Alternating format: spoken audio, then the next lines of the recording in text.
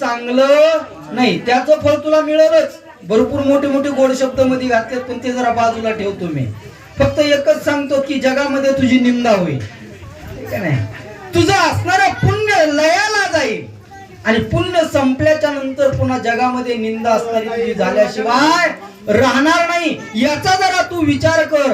असं असणारी राजा दशरथजी कैकेयीला त्या ठिकाणी बोलताय. ना भरत ना श्रीराम ऐसे होईल विरुद्ध कर्म, या लागी करीवो उपशम दोष दुर्गम सांडून. कैकेयी तुला जो द्वेष अंतःकरणामध्ये निर्माण झालेला आहे, तो असणारा द्वेष जरा कमी कर. तुझ्या द्वेषाच्या पोटी राम ना भरत अशी अवस्था तुझी त्या ठिकाणी होईल. रामही दुरावला जाईल आणि भरतही तुझ्या जवळ राहणार नाही. म्हणून त्या ठिकाणी जरा विचार करण्याची गरज आहे, कारण द्वेषानं घेतलेला निर्णय हा घातक असतो. राजा दशरथजी असणारे कैकेयीची समजूत घालतायत, परंतु कैकेयी काय करते आपल्याला पुढे